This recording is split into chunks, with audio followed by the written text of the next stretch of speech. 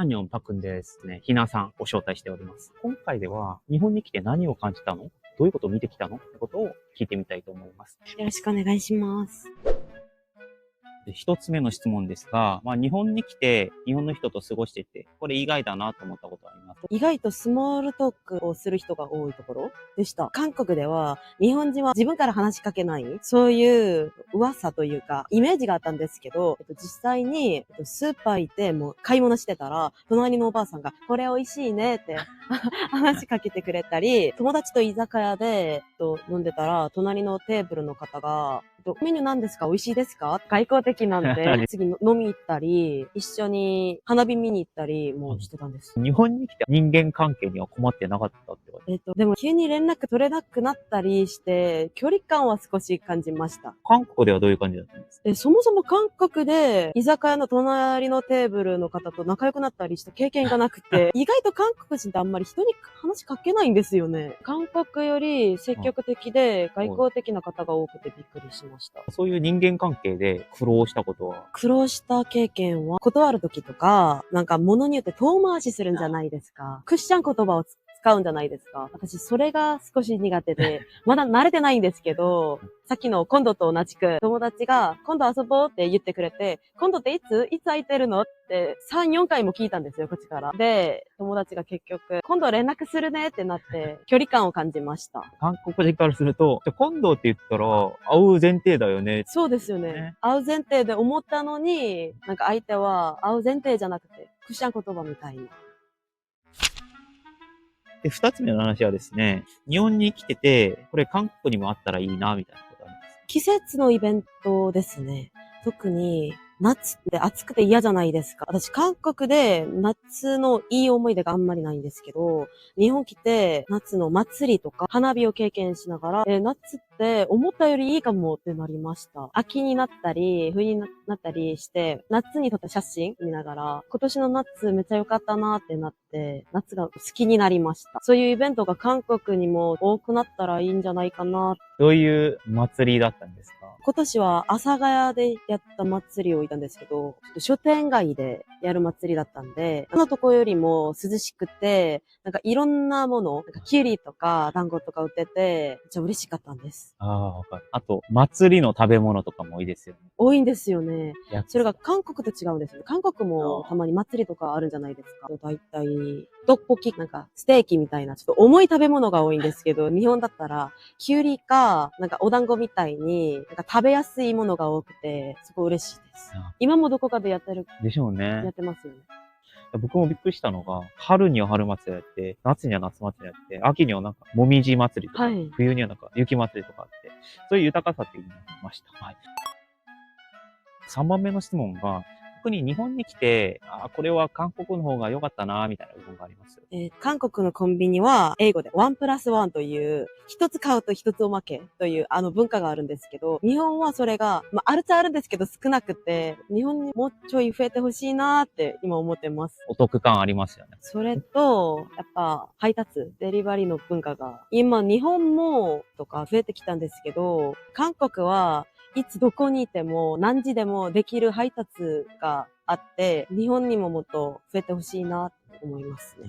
安いですよね、配達。はい。あと、種類も多めなイメージありますか？最近は食べ物だけじゃなくて、化粧品とかコンビニで売ってる電池がテープ。そういうのすら配達してくれるんですか？コンビニ行くのめんどくさいんじゃないですか。あれもデリバリーでなんとかできるので、本も配達で。韓国にいた頃わからんかったけど、日本に来たら感じるっていうのがあるんですか？4番目の質問ですが、日本に来て感動を受けた瞬間、感動を受けた文化ありますか？日本っていい意味で個性の強い方が多いんじゃないですか。特にファッションとかそうだと思うんですけど、人のファッションに説教せずに褒めてくれるところが嬉しいと思います。韓国にいた頃には自分の服に対して友達とか知り合いにそんな服着るの？言われてたんですけど、日本来てからひなちゃん服かわいい、センスあるなって褒めてもらえて嬉しいなって思って自信を持つようになりました。韓国では制服的なファッション。みんな同じスタイルにするっていうのそうですよねがよくありますよね。はい。なんか日本だと、なんかファッションの種類が多いんじゃないですか。最近は、ストリート系だけじゃなくて、地雷系とかは、い量産型の服とかも流行ってて、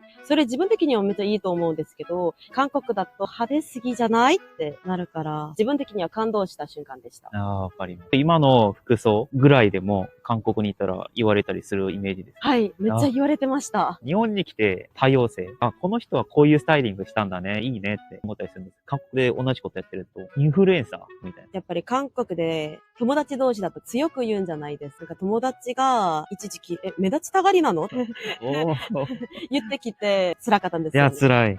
自分のありのままで過ごせるようになりました。アクセサリーとかつけるの好きなんですけど、今つけてるこの時計の指輪も、おしゃれ。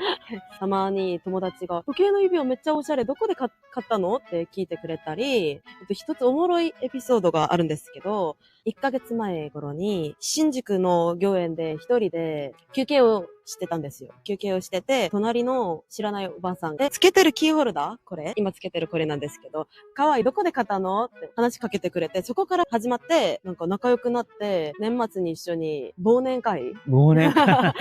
やることになりました。今も連絡を取ってます。こういう生き方をしても、まあ、それを一つのあり方として尊重してくれるってことをよく感じたんですね。そうですね。自分らしく生きれるようになりました。感動したポイントこれ以外にもなんかある。自分、喫茶店結構好きで喫茶店、なんか一人でパフェ食べに行ったりするんですけど、韓国だと喫茶店かカフェに女性の方が多いんじゃないですか。男同士でパフェ食べに行ったりあんましないんじゃないですか。でも日本の喫茶店なんか30、40代の社会人のおじいさんとか、おばあさん、おじいさん同士で来て、なんか一人一個ずつパフェ頼んで食べたり、そういうあれが多くて、自分的にはめっちゃ嬉しかったんです。この前も、隣のテーブルの多分40代の社会人の方々が、今日残業したし、パフェ食おうみたいな話を聞いて、可愛いってなって感動しちゃいました。